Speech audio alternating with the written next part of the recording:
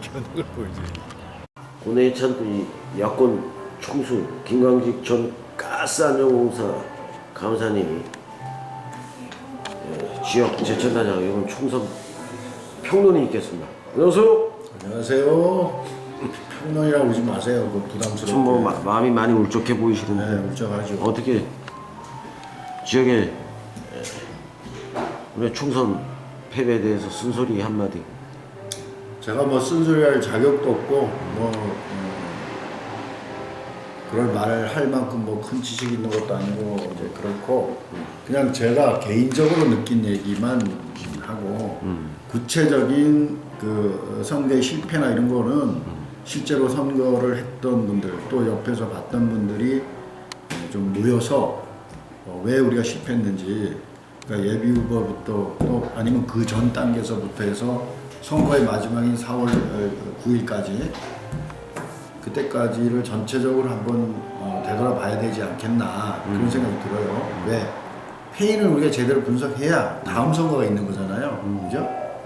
그러면 왜 다른 데는 다 그 정권 심판론 7대3 내지는 75대 25 정도까지 윤석열 대통령의 그 지지도가 낮은 상황에서 왜 정권 심판론이 유독 제천만 맥히지 않았는지 뭐 충주하고 물론 부분도 있지만 그래서 그런 선거의 어떤 캠페인 과정에서 우리가 제대로 정권 심판론을 담아냈는지 이런 것들에 대한 분석, 그 다음에 조직은 제대로 가동됐는지, 조직 가동에 대한 평가는 있었는지, 그러니까 우리가 시스템적으로 좀 약한 게 있었지 않았나 하는 생각도 들어요. 근데 그것은 데이터가 있어야 되잖아요. 과학적으로 분석해야 됩니다.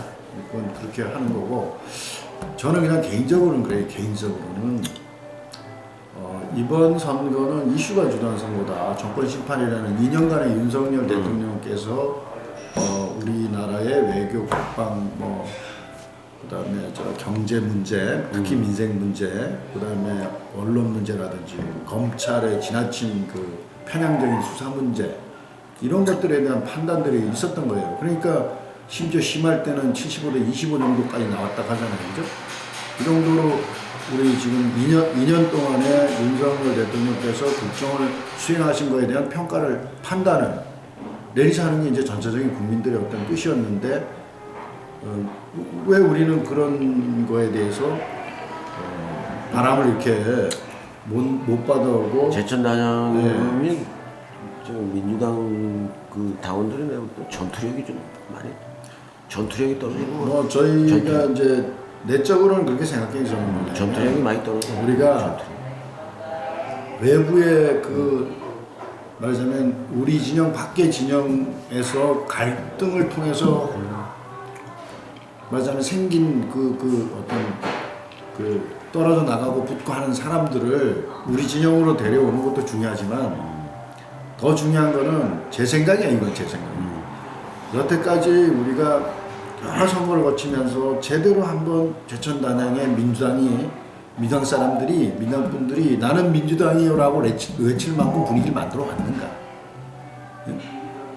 아니, 집에서 있는 사람들이 내 주변에 있는 내 가족들, 내 친구들, 내 지인들을 당당하지 끌어서, 못해도. 네, 끌어서 민주당을 찍게 만들어야 되는데 내적으로 단단하게 하는 게 약하잖아요. 내적으로 단단하게 해놓고 나서 뭐 갈등에서 떨어져 나온 사람도 우리가 끌어들이고 해야 그게 전투력이 약하다는 거예요. 네, 지금 표를 보세요.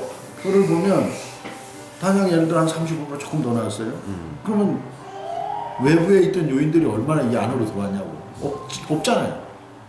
우리 그전 보면 뭐였냐 그대로. 37%도 하고 저번에 46%한 거는 저쪽에 어떤 진영이 깨져서 일로 넘어온 게 있다 하더라도 우리가 그래도 37% 8% 갈 수 있는 거거든요. 근데 35%예요. 그죠?